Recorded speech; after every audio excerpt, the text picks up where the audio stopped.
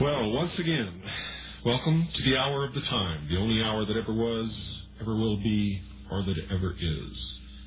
This is the hour during which you will decide your future and thus our collective futures.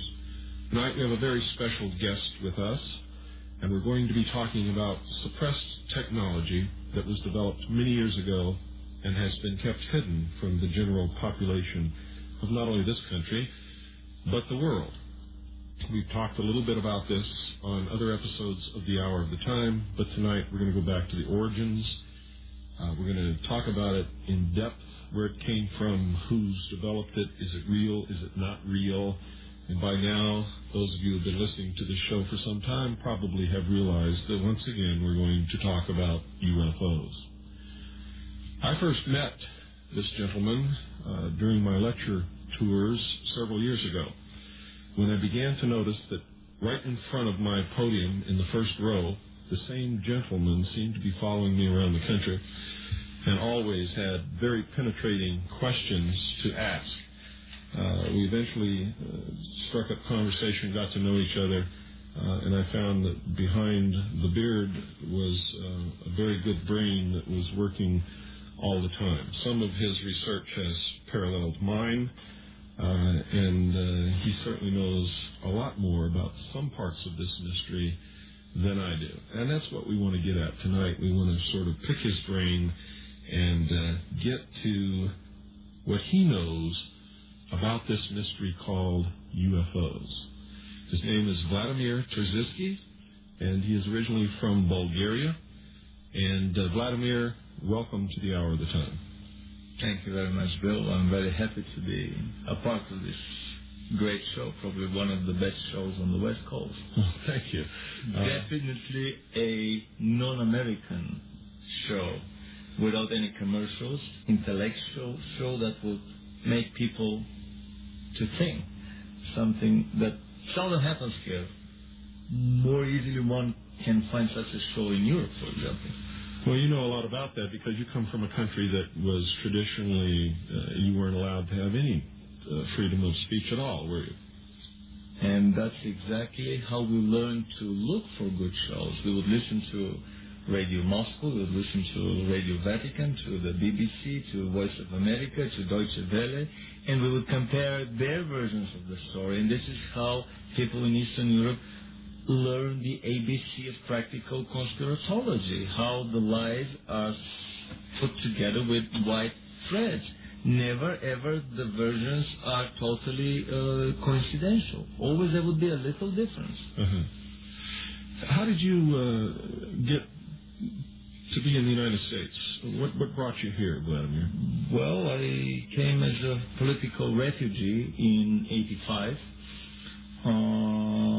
Spent a year in a refugee camp in Vienna, studied German at the Vienna University at the time, waiting for my visa. Arrived in Arizona in '85, studied 1 year of sociology at the Arizona State University and continued for 2 more years at UCLA. But what brought me here was my dissatisfaction with my own country after spending 4 years of studies in Japan. I studied physics and engineering at Tokai University from '74 to 1980. Coming back from Japan into an Eastern European country, and Bulgaria in particular fights with Romania for the place before the last place in Europe, just ahead of Albania, as the least developed European country. So the shock, the cultural and technological shock would be tremendous for someone coming back from Japan into such a country. Certainly. Let's get into the subject of tonight's talk. Where in history have you found the first real technology that may have led to what we now call unidentified flying objects, flying saucers, UFOs, all these different names that people have labeled these things that we see in the air? Well, Bill, just with 3 sentences, my interest in UFOs was exploded while I was in Japan. Japan is an extremely open society about UFOs. On primetime television, one would see documentary films that would never be shown in the United States, from all over the world, from Australia, from the United States, from Europe. And being an engineer and being fascinated as a small child with aviation, I developed a very deep interest into the anti-gravity part of the UFO equation. How the hell do these things fly? I remember the first ever volume of the encyclopedia I picked up when my father subscribed for the Great Soviet Encyclopedia was the volume on aviation. This was my first encyclopedic search before I ever went to primary school. I was 5 at the time. I've been fascinated with flying contraptions. So after I developed my interest in UFOs in Japan, that was in the late 70s. After arrival in the United States in 85, I started avidly reading books, journals about UFOs, collecting a vast video library. I have about 200 documentary films about UFOs from all over the world. I'm fluent in Japanese, Russian, German, English, and I can read technical text in some other European languages, so I don't have any problem for using documentaries from these countries. And about a year and a half ago, I heard the first rumors that the Germans had developed some anti-gravity flying machines of a circular, of a lenticular form that we colloquially call flying saucers. I've been fascinated with anti-gravity before that, and I thought that I had discovered some of the basic secrets, quote, of anti-gravity.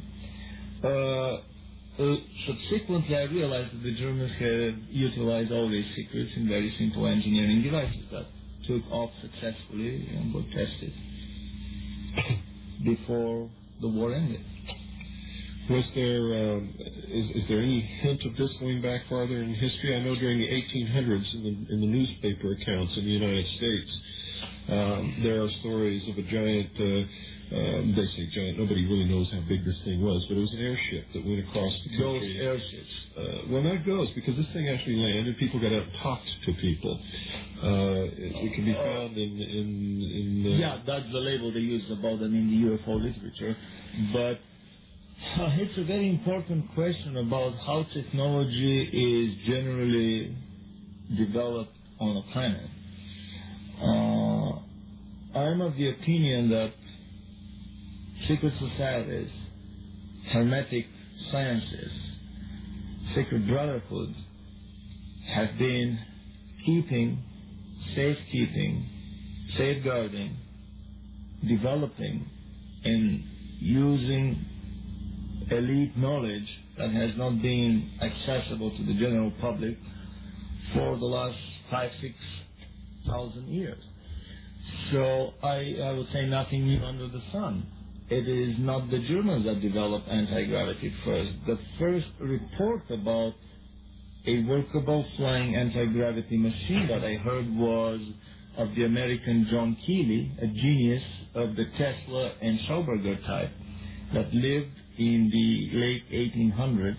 In 1860, in the early 1860s, he demonstrated a working flying anti-gravity platform to the War Ministry. It was a device the size of a bathtub with a control lever sticking on top of it. He put a chair on top of that device, sat in the chair, pulled the lever forward. The device rose silently, noiselessly, then pulled the lever further forward, and it accelerated at tremendous speed horizontally, then stopped at a dime, came backwards, and landed. All of it noiselessly. Keely never fell off the chair. The chair was not bolted to the device. The guys from the War Ministry scratched their smart heads and said, well, now we don't see any reason for any purpose for this device in the future. So this is the story of John Keely is a genius of a very rare kind. there's a John Keeley Society in Colorado. Anyone who is interested in this rare literature, I will be glad to provide information later on. My phone number in Los Angeles is 310-473-9717, and I will repeat it one more at the end of the show. But the John Keeley Society provided me with incredible information. Actually, he created a whole science of sympathetic vibration, something that has been later expurged from the libraries. John Keeley as a name is not found in any database. It's not mentioned in any library. The guys from the John Keeley Society have that obviously come from a book. They have page numbers, but the book, they've never been able to locate the book itself. The books have been removed by the thought police from the university and other public libraries. They may still be found in some private collections or in some dusty attic. John Keeley created other things, including free energy devices. He built a 250 horsepower free energy locomotive. He built incredible tunnel digging, tunnel boring devices that were using sound. We can call him the genius of sound vibrations. Through masterful manipulation of sound, one can attain mastery of the lower classes of energies and of matter. Obviously, it's my understanding that there are hierarchical levels of energies in the universe. The few interactions that we know of physics, the four, and we speculate about the fifth, the gravitational, the electromagnetic, the weak and the strong interaction, and now physics speculates about the fifth, the opposite gravitational force. These are just a small fraction of the large number of energies and interactions that exist in the universe.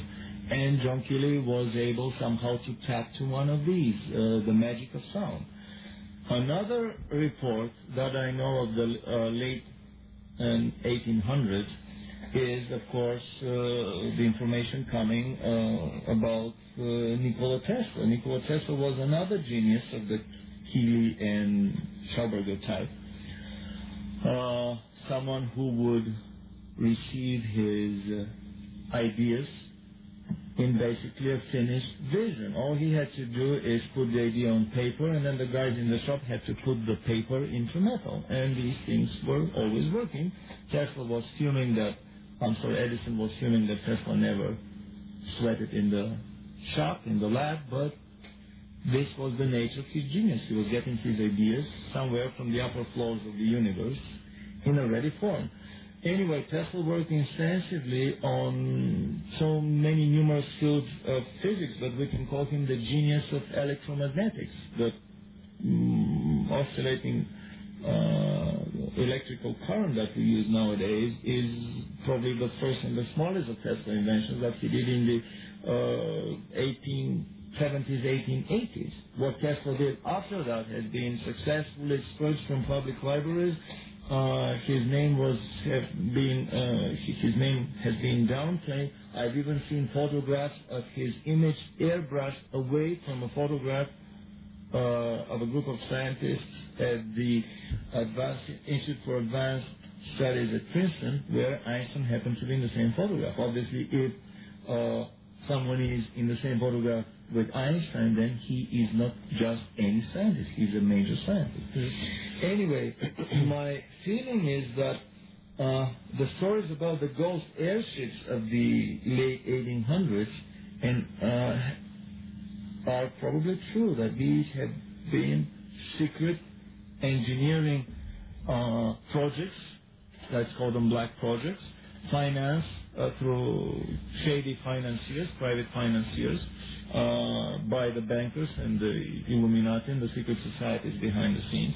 The fictional book Genesis and its prequel Inception by Harbinson are, in my opinion, a very true story, in my humble opinion, a true story of how the secret societies develop new technologies that are never divulged to the public, at least for 50 years. In that story, they have the creation of airships way before the turn of the century. They even mentioned the existence of a turboprop biplane that crossed the Atlantic before the Wright brothers plane flew. They even intimate that the Tunguska explosion in, I think, 1905 or 1908, somewhere there, was actually an explosion of a crude nuclear-powered flying device of a saucer shape that was created by a brilliant American scientist named Wilson. Of course, 2/3 of this fictional novel is about the research and development in anti-gravity and the creation of a large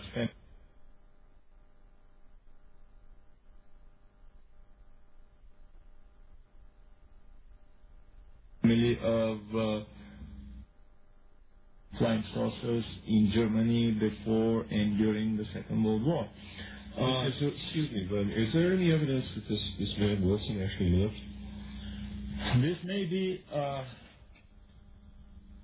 whether Harbison himself knows German. I have a little suspicion that he just published a brilliant book. He never followed with anything for 10 years. And if he doesn't know German, then it would be obvious for me that he just got this material as a big, thick file from somewhere, we all know from where, and he was asked to write one nice book, probably a bestseller, because this is one of the many skeletons in the closets of the secret societies and the government black project that they won't eventually be taken out to the public, that they want to wash one more piece of dirty laundry. So you think Genesis may have been something like Missing Time or Majestic by Strieber? Yes. In my opinion, the book Genesis, because the part of Genesis that I investigated thoroughly, the part about the German flying saucers, turned out to be many times beyond what was discussed in Genesis. I mean, the Genesis was a gross understatement of the German anti-gravity research and development effort. Well, let's go to one more item. So Tesla is known to have developed anti-gravity using an electromagnetic principle. John Keely developed anti-gravity using vibrational sound techniques. And I have a suspicion that both of these anti-gravity devices were free energy devices, namely flying transformers of energy that would transform types of energy that we have not discovered, we know very little about yet, into energies that we know about a little bit more and we can use as mechanical work. I mean, electricity or just mechanical work. So I have a feeling that some of these airships of the late 1800s were the first experimental devices utilizing the lift of hydrogen and possibly helium. And I also have a suspicion that they may have had some hybrid anti-gravity drives installed in them because of the strange designs that I see. I tend to believe in drawings when I see them in the paper because people's eyes are a very good optical, how should I say, image processing and data storing mechanism, in my opinion. Early at the turn of the century, there have been many reports, Fortean reports, the latest of them I read in one of the latest issues of Fate magazine, about flying saucers being noticed in many parts of the United States, landing and people talking in plain American English and wearing Navy uniforms. I have a feeling that these are the first and secret black project anti-gravity vehicles developed with Tesla technology by the Navy, for the Navy, financed by the secret societies and the bankers. And so we see a whole line of secret sciences developed. These are not all the secret sciences that are developed by the secret societies. This is less than 5%, less than 1% of the secret sciences that are developed in parallel in faraway farms by shady financiers, by crazy scientists. My feeling is that probably all the films, that science fiction films that we've seen about crazy scientists in Frankenstein in labs are exactly that. Secret black project financed by the terrestrial secret societies. So by the time the Germans came to power, I have found at least 5 instances of anti-gravity craft developed on this planet. The latest instance is the lenticular aerodyne by Henry Coanda, Frenchman. I have an engineering drawing of this device.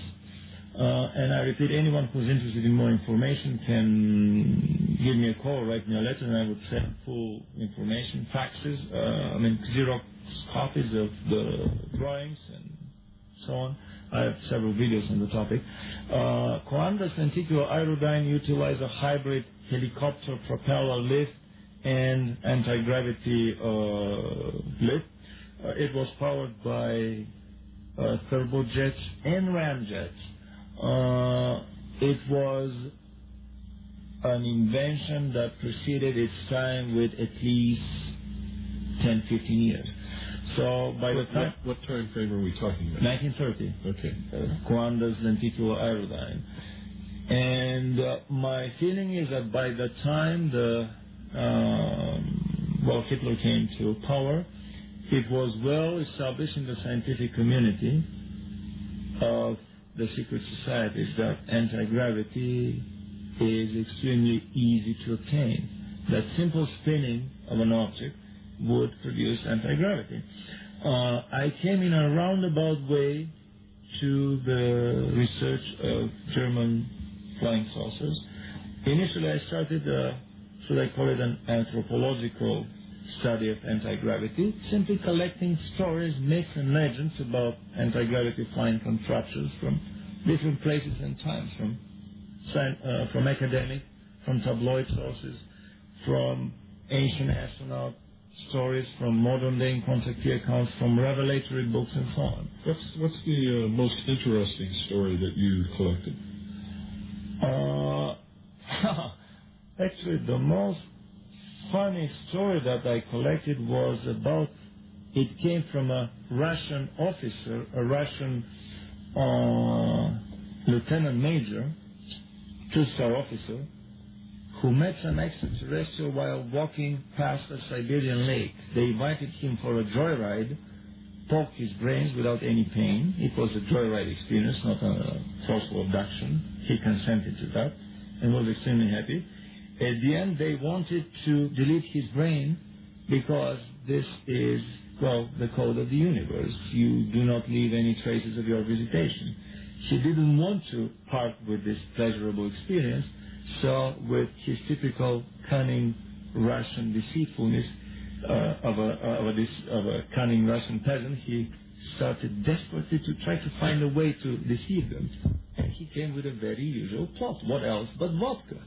So he said, you know, guys, upon parting, we have a very well-established custom. We always drink with our friends. Great. So what do you drink? Well, we drink vodka. What is vodka? He had a hard time remembering the chemical formula of alcohol from his high school days. Then he wrote, they told him he can write with his finger on the wall of the craft and use it as a blackboard. He wrote the formula. They quickly synthesized the liquid, came back with a strange-looking cup, only one cup, and gave it to him. He asked them, well, aren't you gonna drink with me too? And they said, oh, no. If we were to drink this liquid, we would have never reached this level of evolution that we are on right now, but you can drink it. So he quickly drank the liquid. When they put him on the bench to delete his memory, they figured, came the puzzled voice of the operator of the console. He said, I don't know what to delete. All his centers of brain activity are brightly lit, obviously because of the vodka. So he just deleted whatever he thought were the memories of his abduction experience, and they were mistaken. They deleted parts of his childhood experiences. He forgot some missing months of his army service and so on, but he remembered this whole abduction and the whole joyride. And the answer to his question, well, how do flying saucers fly? He said, the alien said, oh, very simple. It's a spinning nuclear reactor. By dipping in and taking out the control rods, you control the lift. There's one big reactor that spins along a vertical axis that creates the big lift that takes us away from the planet, and another small reactor that rotates on a horizontal axis that creates the horizontal propulsion to move us across the horizon. And many other stories, but this is probably one of the funniest stories of a failed, how should I say, mind deletion, of a failed missing time experience. My anthropological study of myths and legends about anti-gravity, spanning over several thousand years of terrestrial history, has found one common denominator of all stories about anti-gravity lift, namely that simple spinning would create anti-gravity. One does not need fancy alien hardware, incredible software. Spinning of any material body fast enough would reduce its weight. When a certain critical rotational velocity is reached, the body flies away. Then the question is how to better achieve this spinning with the existing engines of the time. And this is exactly the question that the German engineers were confronted with. And basically they used every existing engine of the time. I have discovered drawings, sketches, and stories of flying saucer devices powered by gasoline engines with propellers, powered by Wankel engines with propellers. I even have a suspicion that the very Wankel engine itself was created to power a flying saucer because... You're talking about what we call a Wankel? Wankel, yeah, the Wankel engine, because of its rotational symmetry, it can be used to spin the craft one way while the piston inside spins the other way. There is a question of balancing that I haven't figured out yet, but this is just a suspicion of mine. Beyond the internal combustion engines, the Germans used any other engine that they had. They tried turbojet engines, pulse jet, ramjet engines, and rocket engines. They tried them in an outboard configuration and an inboard configuration. We know from the history of German aviation,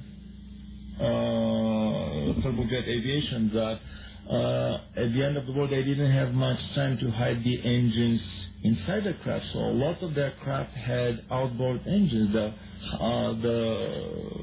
Heinkel, I think, 211 People's Fighter was built hastily in a few months, and it had the engine sitting on top of the fuselage. So hasty outboard engine attachment is nothing new to anyone who is well aware of the advanced research and development in aviation, standard aviation. Later on they developed inboard engines. I would mention several of the models that were built by the Germans. Actually, the first model that they built was the flying saucer built by Schroeder in the early 40s, 41. It was a hybrid model between a helicopter lift and an anti-gravity lift. The thing looked like a giant Ferris wheel, 15 meters diameter, about 45 feet diameter disc, spinning along a vertical axis. The cabin was in the center of the whole creation, gyroscopically stabilized so that the pilots would not spin into insanity with the whole craft. And around that cabin, we had this huge disc spinning. The disc had multiple helicopter propeller blades that could change their pitch in order to control for the lifting power. And the information that I have is that at a time of takeoff or sharp angle high G maneuvers, the needed RPMs were around 1600, while at a steady state horizontal speed or hovering, it could get by with only 600 RPMs per minute. This wheel was spun into action initially by turbojet engines. The Germans utilized the standard Messerschmitt 262 jet fighter engine, developed by, one of them was developed BMW, the other one was developed by Junkers, the UMO 002 engine. 3 engines were spinning the disc around the vertical axis, and 2 more engines attached under the stationary cabin were propelling the whole device forward. Later on, of course, the first attempts crashed because of tremendous wobbling and vibrations. They were not able to fine-tune and eliminate the vibrations of this huge spinning construction. Later on, they solved the problem, and the first disc reached a speed of 2,000 kilometers an hour, about 1,300 miles an hour, almost twice the speed of sound. The rumor is that even Air Marshal Göring rode one of the discs. Later on, the Germans attached rocket engines, particularly the Walter rocket engine, and several variations of it, that increased the horizontal speed to 3 and subsequently 4,000 kilometers an hour, which is more than 3 times the speed of sound. Probably these were small bursts of speed, because my feeling is that these initial prototypes were probably made of the same duraluminum that they were using for their standard turbojet planes. So if they were to push the craft too hard, they would have simply melted it in the atmosphere. In what year did this occur? The silver disc was tested from early 40s, 40-41 until 44-45. Later models dispensed entirely with the helicopter lift and relied only on the anti-gravity lift created by the spinning hull. The very hull of the saucer was spinning. Only the cabin in the center of the craft was kept stationary by gyroscopes. And when you say anti-gravity, Vladimir, are you talking about something that another force that actually opposes or negates the force of gravity, or is this just feeding another energy force that you're talking about a spinning mass, creating some force that allows this to rise into the air? Well, gravity, anti-gravity, energy, electrons, mass, these are all labels, physical variables, but these are just primitive labels that we attach to things in nature that we are trying to understand. Higher and more advanced races will probably heartily laugh at our primitive attempt, more or less wrong. But still, we are trying to have some clarity. My feeling is that all these labels are just convenient metaphors and tools of our mind. When I say anti-gravity, let's say that I just mean the ability to negate the pull of gravity, the ability to... Without the conventional methods that we're used to, such as an airfoil or helicopter blades or something of that nature. Yeah. Still, I have to repeat that the first models, as usual, were hybrid models. Always when we create something new, it would be a hybrid, and it would incorporate features of the old and preceding model or technology. But later on, they got rid of the helicopter aerodynamic lift propeller blade entirely for the spinning heavy mass of the fuselage of the body of the craft that was creating this anti-gravity lift. My feeling is that when a heavy, massive object is spun around a vertical axis, it probably drags around itself the fabric of space-time. Modern physics would stay away from the word ether, because Michelson and Morley proved that ether doesn't exist. But the word fabric of space-time would be used, or vacuums, papers on energy from... Well, we know there must be some fabric of space, because physics agrees that space can be bent. If you can fold space, there must be something to fold. Is that correct? Even in very serious physics journals like Physical Review Letters and Nature and other journals, we will see little by little articles about getting energy from vacuum, which is probably from the fabric of space-time, which is probably from ether. Anyway, convenient labels.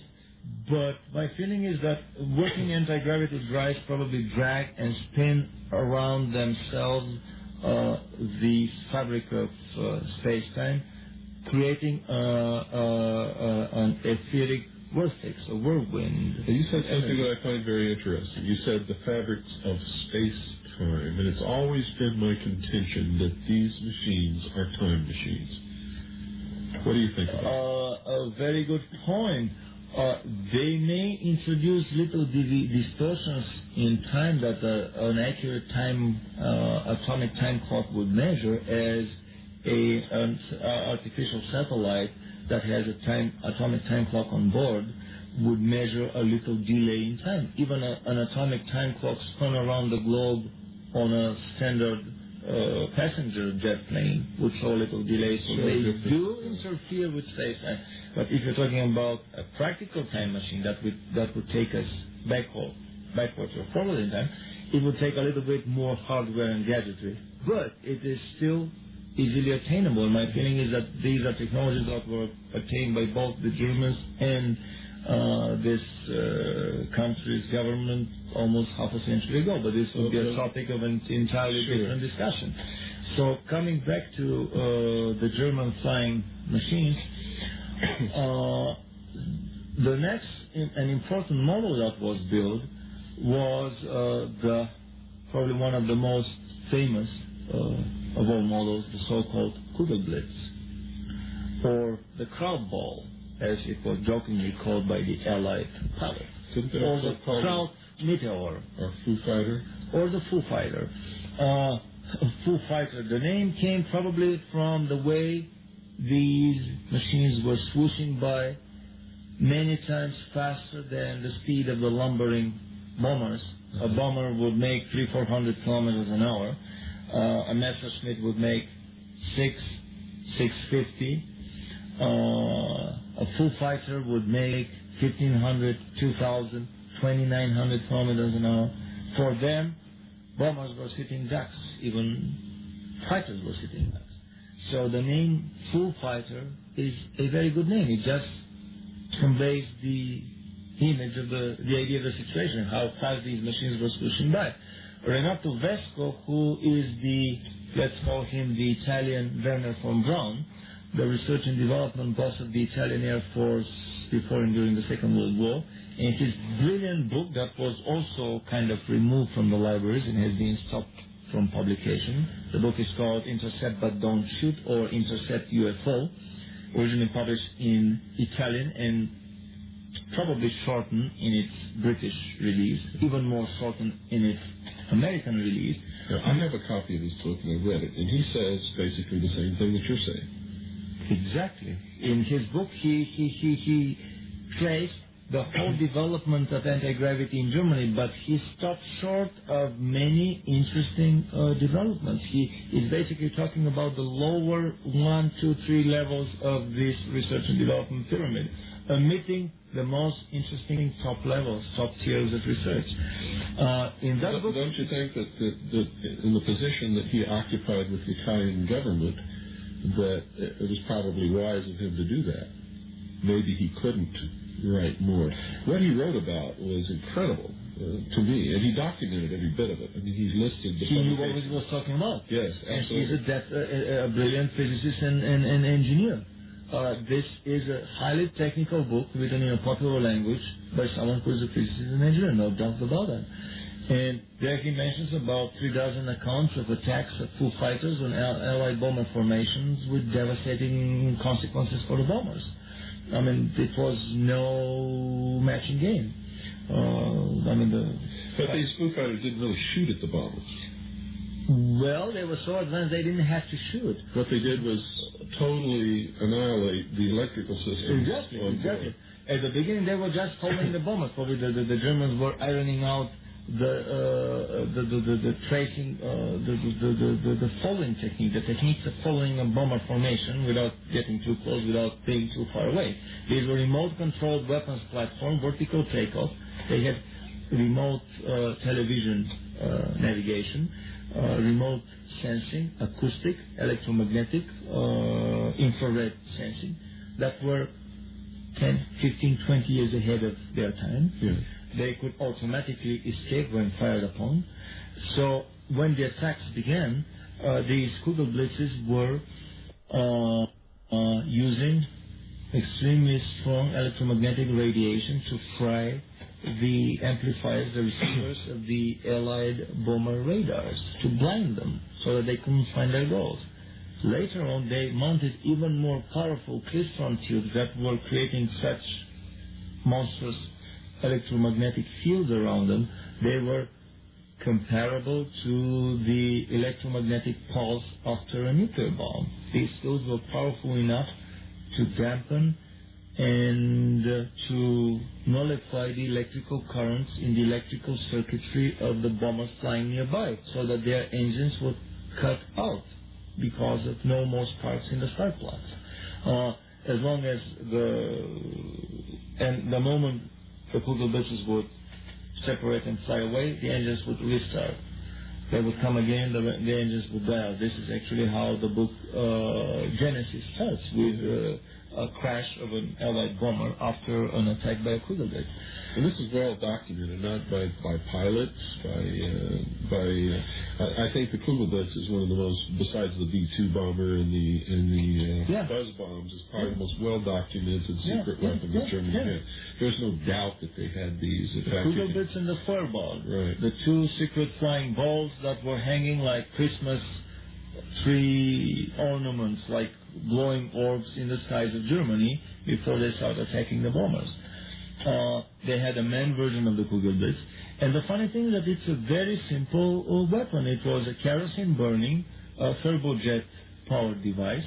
I'm not sure whether they carried their oxidizer on board or not. They were either breathing air from the atmosphere, or carrying the oxidizer on board. But basically, they used the same materials, the same fuel, the same navigation as they were using for their fighter planes, although with incredible speeds. The ionization layer around the Kugelblitz was effectively negating the aerodynamic resistance of the atmosphere, bringing it down to almost zero. That's why they could attain these incredible speeds even inside the atmosphere. Was the ionization layer what caused this brilliant light? Exactly. They were using some additives to the fuel that would increase the ionization coefficient, and the ionization would reduce, it would work as a lubricant around the craft, almost reducing to zero the head aerodynamic resistance. We can talk for hours about the Kugelblitz. I've collected so much information on it. I even think that I have a very good photograph of a Kugelblitz in flight. The funny thing is that the photograph was taken in 1952 over Mount Rainier in Washington State.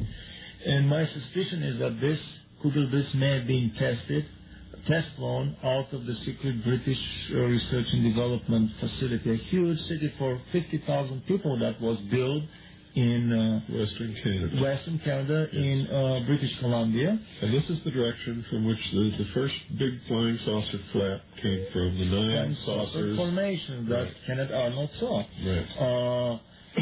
And Renato Vesco in his book even mentions that when some of these saucers that Kenneth Arnold saw crash, some porous metal was found at the crash site.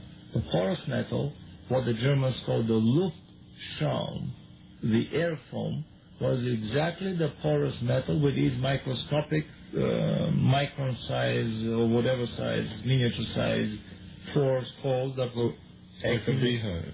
As a thinner than that, smaller than that. I didn't mean to say beehive. I meant to say honeycomb. What's a honeycomb? It was actually one of the first composite materials made with sintered with powder metallurgy. I mean, the Germans developed not only advanced aviation technology, but they developed powder metallurgy that was ahead of its time, and metals that were ahead of the time with more than 100 years. The so-called metal, the impervium, that was harder than diamond, was developed by them and using these machines later on. I've heard stories that a piece of impervium was held toward a diamond grinding wheel. put on an electric motor, electric diamond grinding wheel, until the wheel started glowing red hot because of the frictional temperature coming out of the friction between the impervium and the wheel. But the impervium never melted and never ever was anything grounded away from it.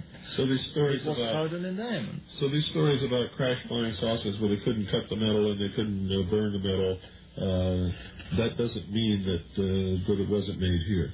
What you just described is something that what he said that kind of. I don't want to say that all craft on this planet were made by the Germans. Maybe some of them were either because we don't beyond know. that. But we do know. But we do know that we have developed this technology. But the whole set of technologies needed for a crash disk scenario or even a little gray abduction scenario were created by the Germans 50 years ago and have been in the government arsenal of all superpowers for half a century. Sure. So going back to the German discs, after the Kugelblitz and the Feuerball, which is the second version of the Kugelblitz, and it was a main version, the Germans developed their first enlarged drawing, the mega project, the Balancen-Miete Schreiber disc, which was their first operational fighter saucer. It was a standard turbojet craft. A turbojet saucer using low-grade aviation kerosene. At the end of the war, the Germans had a very low-grade gasoline. I mean, they were running on octane numbers that few Allied machines would ever move. Well, it turned out to be a boon for everyone because jet fuel, because of that, eventually turned out to be nothing more than a version of kerosene. Exactly, and it's non-explosive. It's a lot less explosive than gasoline. Otherwise, we would have had a lot more Hindenburg-type crashes of airplanes. So the Balancen-Miete Schreiber disc was, again, a disc about 15 meters diameter, about 45 feet diameter. At the beginning, they tried 8 turbojet engines of the UMO, I think 002 type, the standard jets used in the Messerschmitt 262 fighter plane. And it which for the benefit of our listeners was the first fighter plane. Turbojet, right? Operational turbojet fighter plane. Actually, the Heinkel 179 was the first turbojet plane that ever took off. It happened in the summer of 1939. 3-4 years before the first British. Isn't that incredible that the first jet-powered aircraft took off in 1939, but operational jet aircraft weren't in the air actually fighting until almost the very end of the war. Let me ask you something that take some time for research. I mean, the fighter planes of the Second World War, the Messerschmitts, they've been developed for 10 years before that. But look at the Japanese. I bet the Japanese, if they'd had that, they wouldn't have spent time for research because they were sending pilots up in the air to go to their death as the guidance system for bombs. The pilot actually was the guidance system for flying bombs that they would just fly right into our ships. I agree, but still they had extensive research before the war too, and they got a lot of information from the Germans, including up to the very last months of the war. Even after the war ended in Germany, they were still getting, with the huge German transport submarines, bizarre flying contraptions, including disassembled flying saucers that were assembled according to an eyewitness account of a Japanese engineer that worked for a Mitsubishi aircraft factory. They assembled a strange device, pushed the button, it flew away, they got so scared they dynamited the other device, or that's what they said, said their prayers, and this was the end of the Japanese. That was the end of it. Anyway, so... I can't see the Japanese getting scared and running away, but that's okay. Continue. No, you're raising a very valid question, why it took so long for the turbojet to be developed.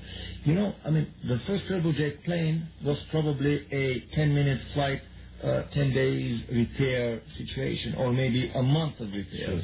Well, I understand the biggest problem was being able to carry enough fuel to stay in the air for long enough to get to it. Not only the fuel. I mean, everything would be leaking. the gas turbine would wear down very fast, the ball bearings would melt, and so on. These things could hardly stay in the air for 15 minutes without developing any trouble, while the piston fighters could fight for hours without major failures because they had already from, First World War, 1914, about 25 years of extensive history.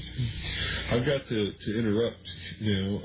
This is fascinating. I've got to tell you, this is absolutely fascinating, and I know that our listeners are just as fascinated as I am. And I know an awful lot about this, but still... It's the tip of the iceberg. That's we right. haven't even scratched and it. what we're going to do is, would you consent to come back and do maybe one or two more shows, and so that we can get with a great more pleasure. into this? Great. I can't tell you how happy it makes me to have someone who has this kind of knowledge on this show.